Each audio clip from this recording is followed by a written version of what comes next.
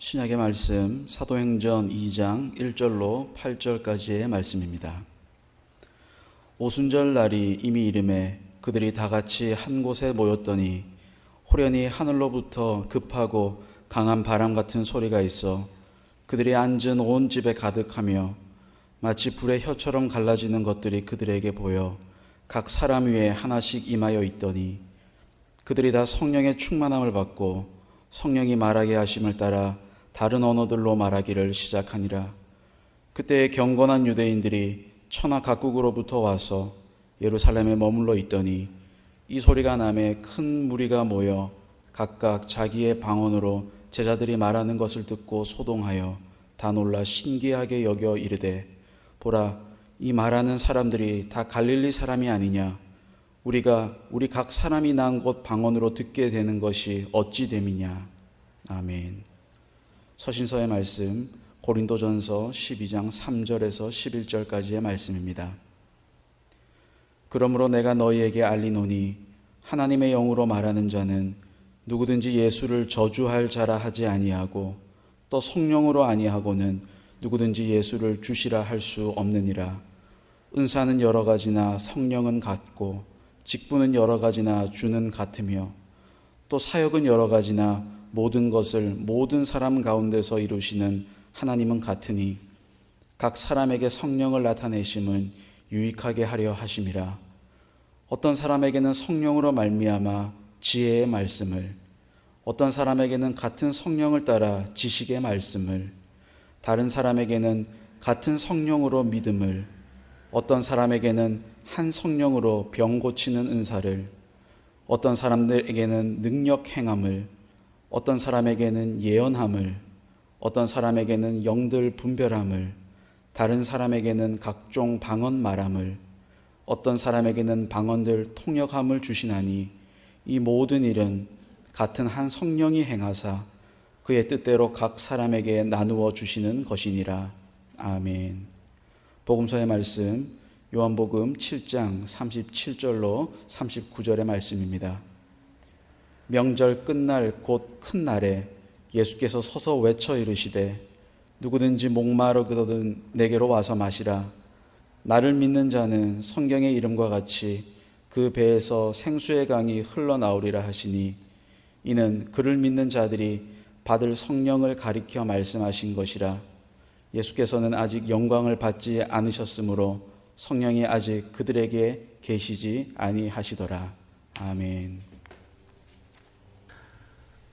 그 부활절부터 시작된 50일간의 부활절기를 보내고 그리고 예수 승천주의를 지나서 오늘 드디어 성령 강림절을 우리가 맞았습니다.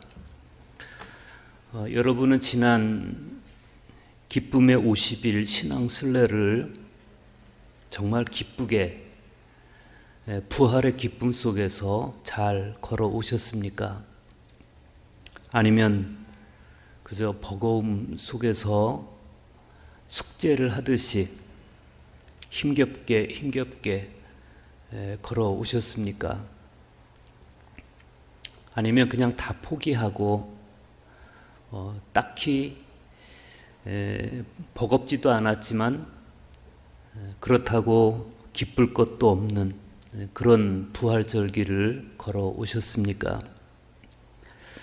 오늘 맞이한 성령 강림절이 여러분에게 영적 반전의 시간이 되기를 바랍니다. 그리스도께서 순환을 당하시고 죽으셨을 때 그분을 따르던 제자들의 그 깊디 깊었던 절망은 모인 곳에 문들을 다 닫아 걸고 두려움에 떨던 제자들, 그리고 슬픈 빛을 띠고 엠마오로 가던 두 제자의 모습에서 상징적으로 감지가 되었습니다. 부활하신 예수님은 두려워하는 제자들을 찾아가셔서 당신의 상흔이 남아있는 손과 옆구리를 보여주기도 하시고 엠마오를 향해 가던 제자들에게도 다가가셔서 말씀을 풀어서 설명해 주시는가 하면 다시 갈릴리에서 제자들을 만나셨을 때는 그들의 마음을 열어서 모세와 모든 선지자의 글로 시작하여 성경에 쓰인 바 당신에 관한 글들 그리고 시편의 말씀을 깨닫게 하셨습니다. 그런데 제자들은 한번 움츠러든 마음을 좀처럼 회복하지 못했습니다.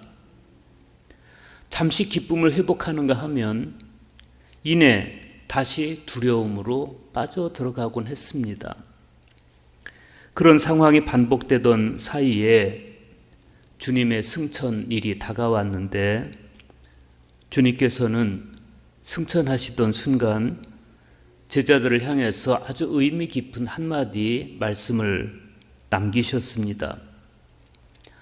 볼지어다 내가 아버지께서 약속하신 것을 너희에게 보내리니 너희는 위로부터 능력으로 입혀질 때까지 이 성에 머물라. 이때부터 제자들은 위로부터 입혀지는 능력을 기다리면서 그 성에 머물러서 기도하고 있었습니다. 사도행전을 기록한 누가는 사도행전의 서문에서 데오필로스라고 불리는 어떤 사람에게 바로 그 사실을 이야기합니다. 데오빌로여, 내가 먼저 쓴 글에는 무릇 예수께서 행하시며 가르치시기를 시작하신부터 그가 택하신 사도들에게 성령으로 멸하시고 승천하신 날까지의 일을 기억하였노라.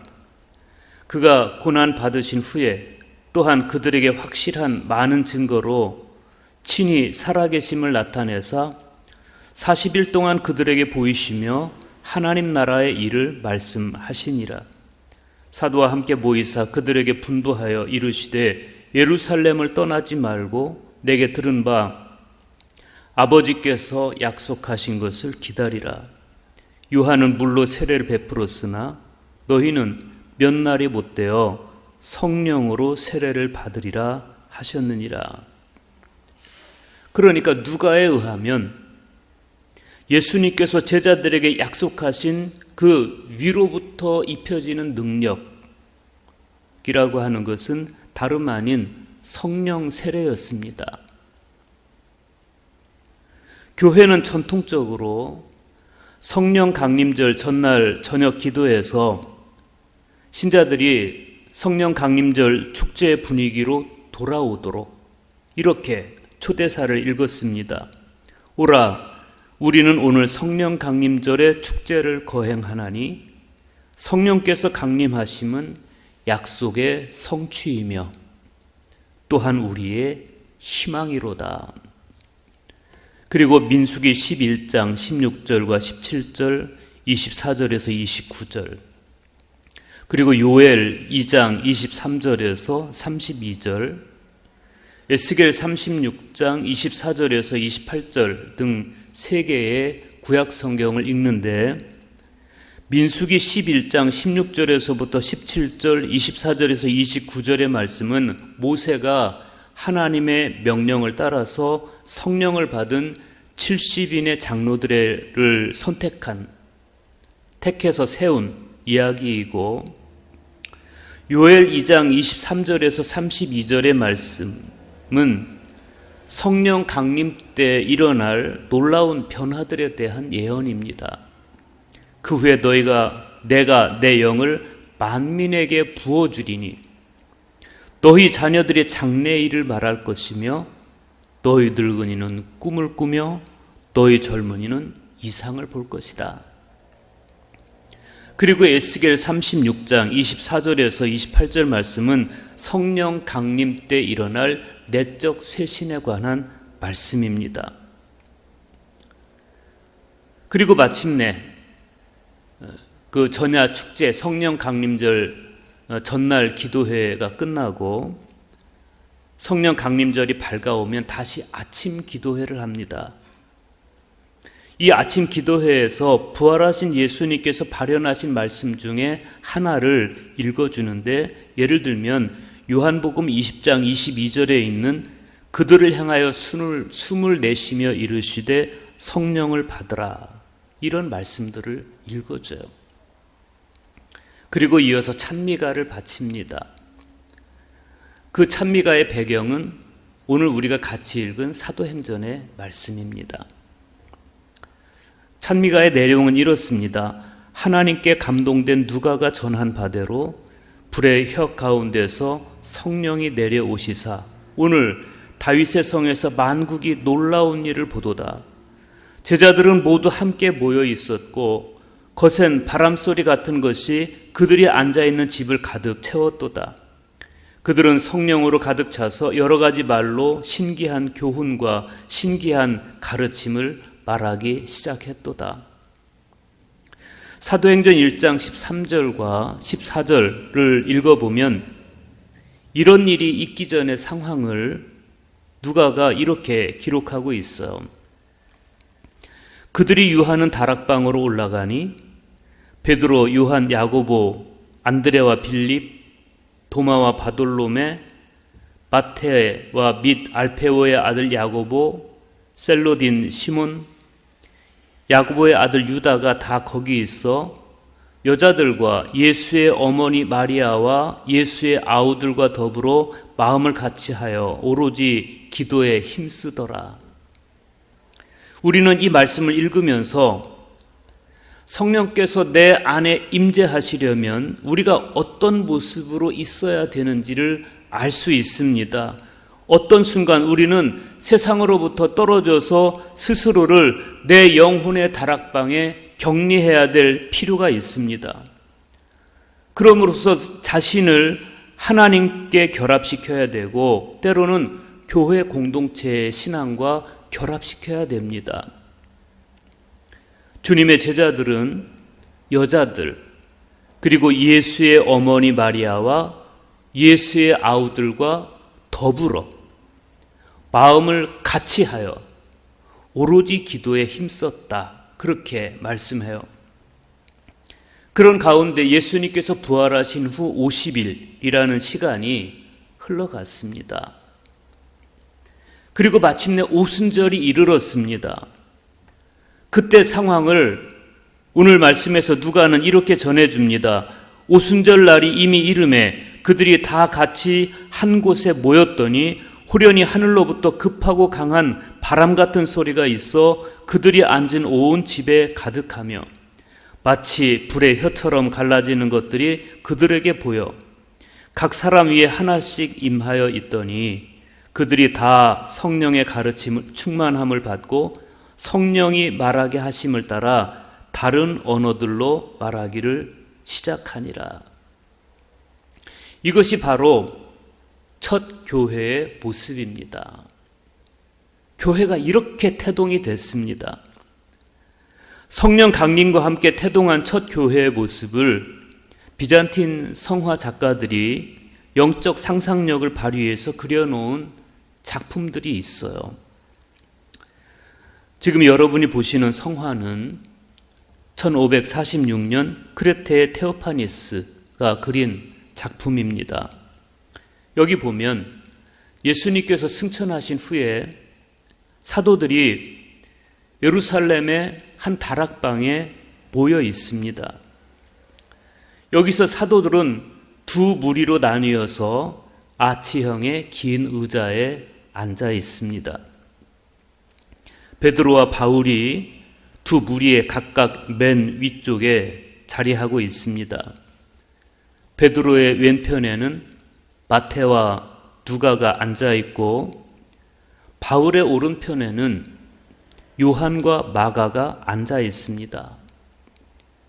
그리고 나머지 제자들은 나머지 자리에는 예수님의 여러 제자들이 함께 앉아 있습니다.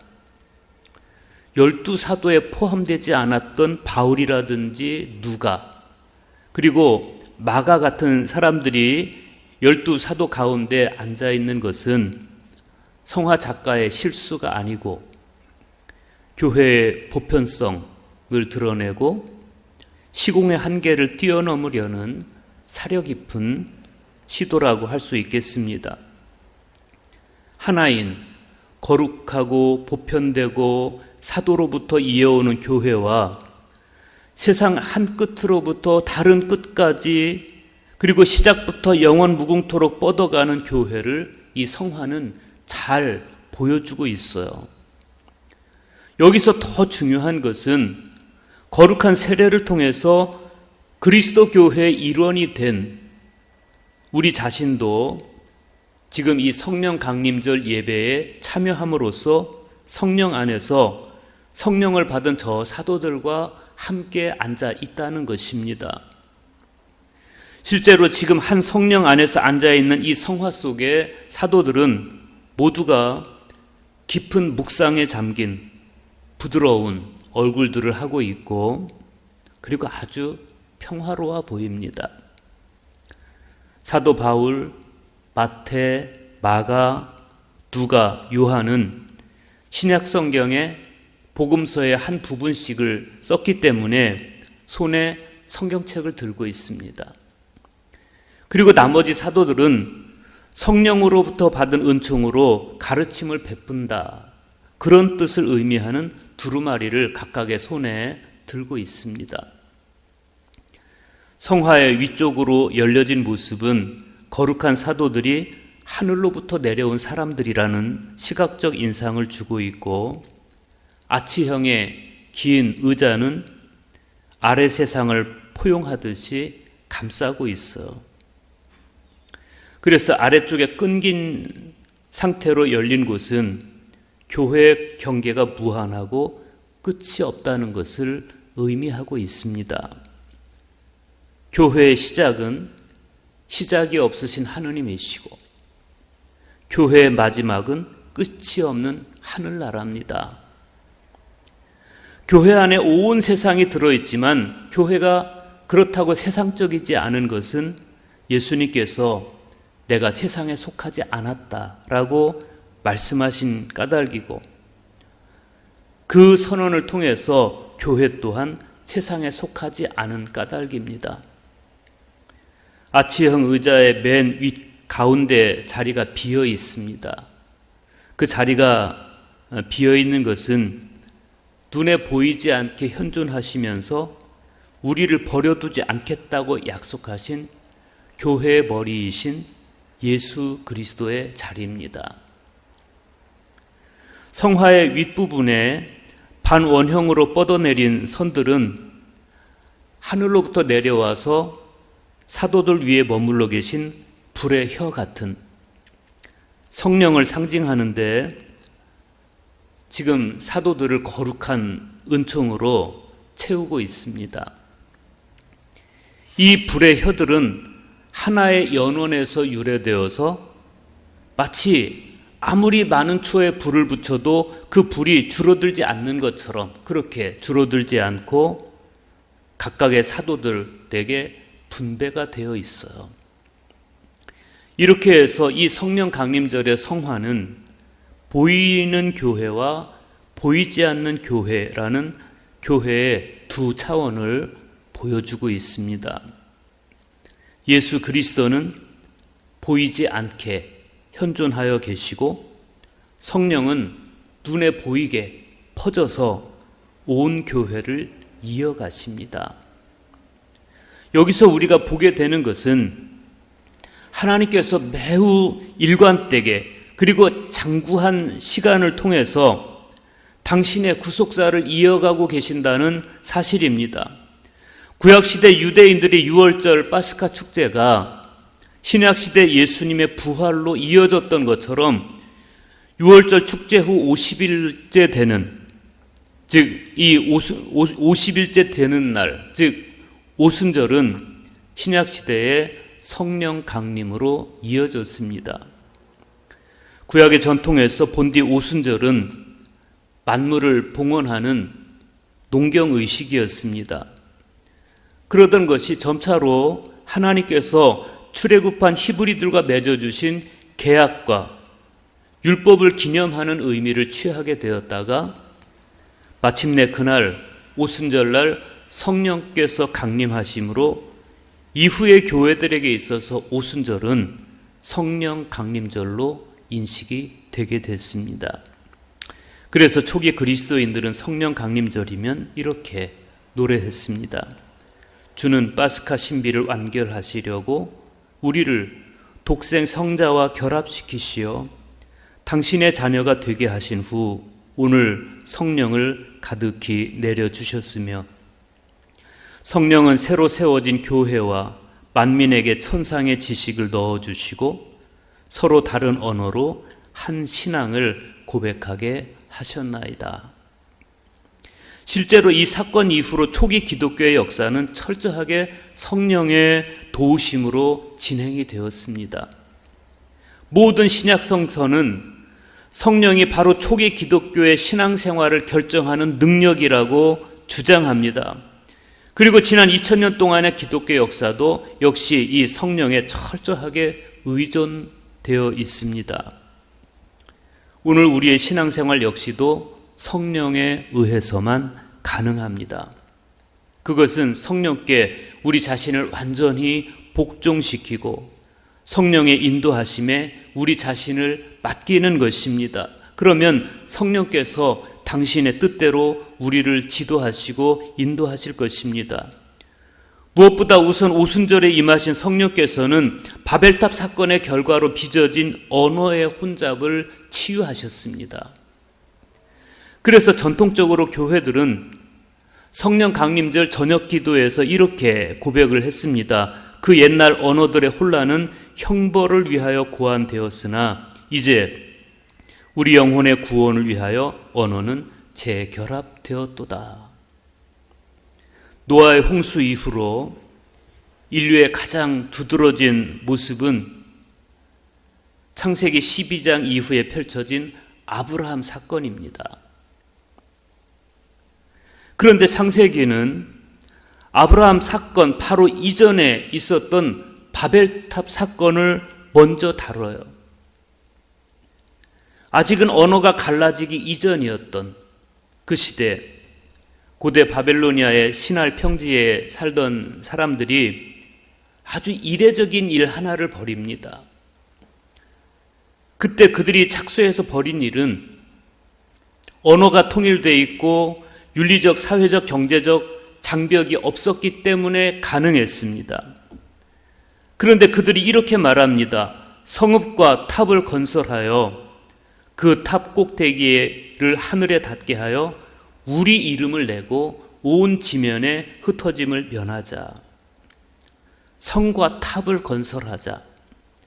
고대 근동에서 성은 국가를 의미했고 탑은 성의 부속물이었습니다.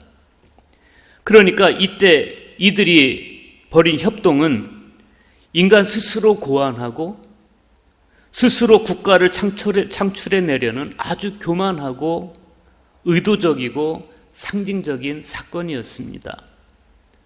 하나님은 이 욕망을, 이 교만을 그냥 지나치지 않았습니다. 하나님은 그들의 욕망을 바벨론과 함께 심판하시고 바벨탑과 함께 심판하시고 그들의 언어를 혼잡게 하시고 흩어버리셨습니다. 그리고 대신 아브라함을 불러내서 당신께서 지시하는 땅으로 가게 하시고 그로 하여금 한 나라를 세우게 하시면서 의미 깊은 말씀을 하세요. 내가 너로 큰 민족을 이루고 네게 복을 주어 네 이름을 창대하게 하리니. 우리가 여기서 보는 것이 무엇입니까? 하나님은 스스로 국가를 창출하려고 했던 인간의 교만에 대해서는 심판하시고 대신에 아브라함을 불러내서 믿음으로 세워가는 하나님 나라의 참 모습을 보여주신 겁니다. 그렇지만 하나님의 계획은 이후로도 이스라엘의 장구한 역사 속에서 시간을 필요로 했습니다. 아직 수많은 선지자의 희생이 필요했고 당신 아드님의 희생 역시도 필요했습니다. 성령 강림절 저녁 기도에 의하면 하나님의 계획은 마침내 성령께서 각 사람들의 마음에 임재하셔서 사람들의 마음을 열어서 사람들 사이의 언어를 재결합시키는 그때부터 시작될 것이었습니다. 그때 성령은 무엇보다도 하나님과 우리 사이에 단절된 대화부터 회복을 시키실 것입니다. 오늘 복음서의 말씀은 바로 그 성령의 사역에 관한 말씀입니다. 요한복음 7장 37절에서 39절 보십시오. 명절 끝날 곧 큰 날에 예수께서 서서 외쳐 이르시되 누구든지 목마르거든 내게로 와서 마시라. 나를 믿는 자는 성경의 이름과 같이 그 배에서 생수의 강이 흘러나오리라 하시니 이는 그를 믿는 자들이 받을 성령을 가리켜 말씀하신 것이라. 이 말씀은 예수님께서 초막절의 마지막 날 선포하신 말씀입니다. 초막절기 동안 제사장은 매일 실로암 연못에서 물을 길어다가 제단에 붓는 의식을 수행했습니다. 그런데 예수님과 수가성 여인의 대화에서도 우리가 보는 것처럼 그 물은 마셔도 다시 목마른 그런 물이었습니다. 성령이 오시기 전까지 아직 인간은 목마르고 나약함이 가득하고 생명 없는 흙먼지일 뿐인 그런 존재들이었습니다.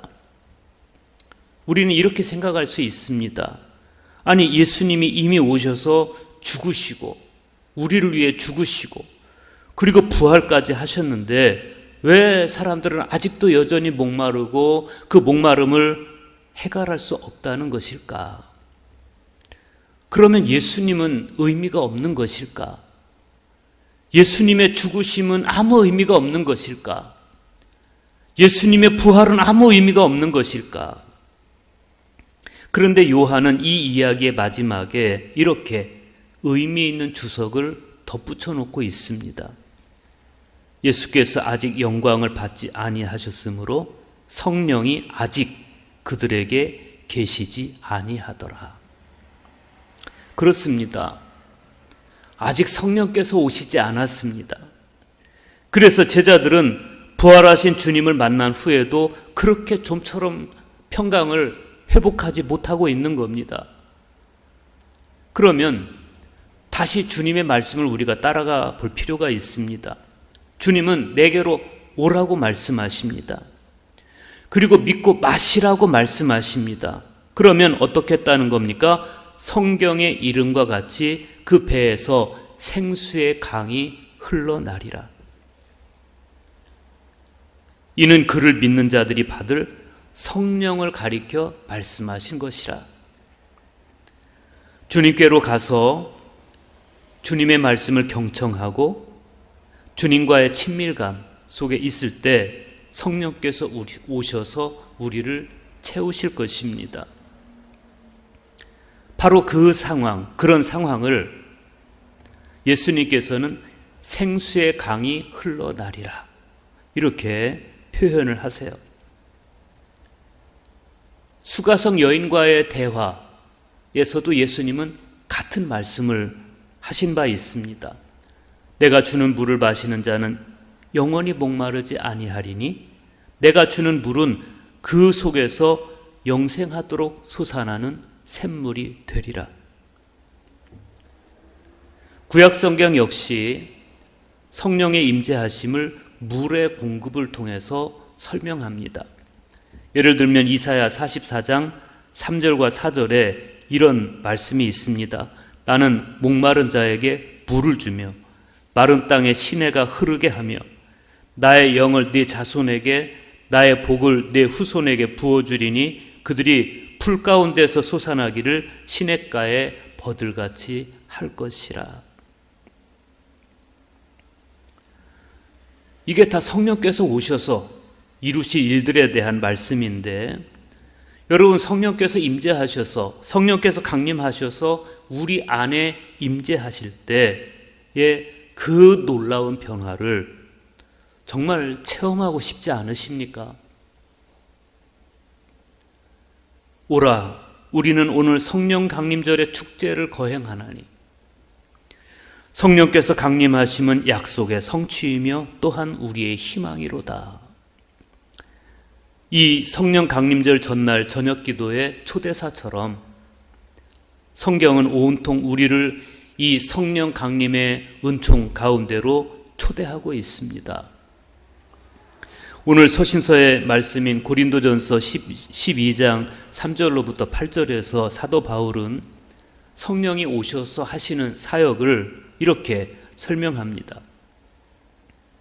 그러므로 내가 너희에게 알리노니 하나님의 영으로 말하는 자는 누구든지 예수를 저주할 자라 하지 아니하고 또 성령으로 아니하고는 누구든지 예수를 주시라 할 수 없느니라. 은사는 여러 가지나 성령은 같고 직분은 여러 가지나 주는 같으며 또 사역은 여러 가지나 모든 것을 모든 사람 가운데서 이루시는 하나님은 같으니 각 사람에게 성령을 나타내심은 유익하게 하려 하심이라. 어떤 사람에게는 성령으로 말미암아 지혜의 말씀을, 어떤 사람에게는 같은 성령을 따라 지식의 말씀을. 이후로 이어지는 말씀들을 읽어보면 성령께서 주시는 유익이 아주 다양합니다. 그런데 그 중에서 가장 먼저 주님은 언어를 회복시켜 주세요. 언어를. 무엇보다 예수는 주시다, 예수는 그리스도시다 라고 고백할 수 있게 해주십니다. 예수는 그리스도시다, 이 고백이 참된 언어 생활의 시작입니다. 이 언어 생활을 누가의 표현대로 옮기면 성령이 말하게 하심을 따라 말하기를 시작하는 것입니다. 이렇게 시작된 언어 생활은 사도 바울에 의하면 지혜의 말씀과 지식의 말씀으로 이어집니다. 지혜의 말씀은 하나님의 계획을 뜻하고 지식의 말씀은 하나님을 아는 것. 사도 바울의 표현대로 하면 그리스도 예수를 아는 지식을 뜻합니다. 성령의 임재하심을 통해서 하나님의 계획을 알고 예수 그리스도를 아는 지식이 우리 안에 넘칠 때 우리의 언어는 모든 사람의 가슴에서 공명하게 됩니다. 오늘은 바로 그 언어가 열린 날입니다. 성령 강림절은 바로 그 언어, 성령이 말하게 하심을 따라 말하기를 시작하는 그 언어가 열린 날입니다. 주는 파스카 신비를 완결하시려고 우리를 독생 성자와 결합시키시어 당신의 자녀가 되게 하신 후 오늘 성령을 가득히 내려주셨으며 성령은 새로 세워진 교회와 만민에게 천상의 지식을 넣어주시고 서로 다른 언어로 한 신앙을 고백하게 하셨나이다. 이 기쁘고 황홀한 고백이 우리 가슴으로부터 솟아나서 온 열방을 향해 강물처럼 흘러내리기를 간절히 소망합니다. 기도하겠습니다. 자비로우신 아버지, 주님께 감사드립니다. 마침내 성령 강림절을 맞이했습니다. 저희는 사순절기를 걷는 동안에도 또 고난주간에도 그리고 50일간의 부활절기를 걸어오면서도 해결되지 않는 제자들의 연약함을 보았습니다. 주님께서 예루살렘으로 올라가시면서 그곳에서 당하실 순환과 죽음을 예고하셨을 때 제자들은 두려워했습니다. 주님이 체포당하셨을 때 제자들은 다 도망갔습니다. 예수님께서 부활하셨고 제자들 앞에 나타나셨을 때도 제자들은 여전히 두려워하고 있었습니다. 주님의 손과 발을 보여주셨을 때 그들은 잠시 기쁨을 회복했지만 여전히 두려움을 해소하지 못했습니다. 주님은 성령을 예고하셨습니다.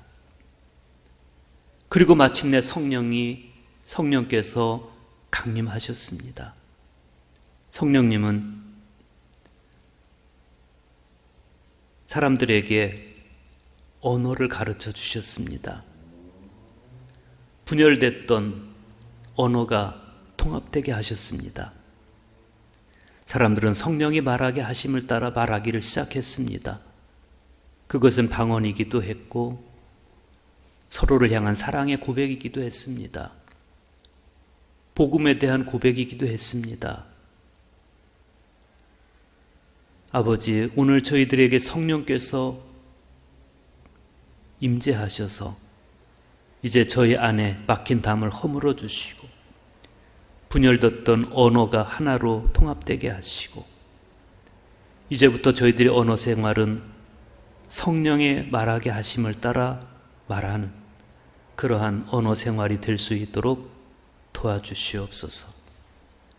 나의 교만과 자기중심적인 욕망으로 인해서 내적으로 하나님과 분열되고 언어가 갈라지는 그런 삶이 아니라 이제는 하나님과 통합되어 언어도 통합되고 성령이 말하게 하심을 따라 말함으로써 이웃과 형제와도 일치된 삶을 살게 하여 주시옵소서. 예수님의 이름으로 기도하옵나이다.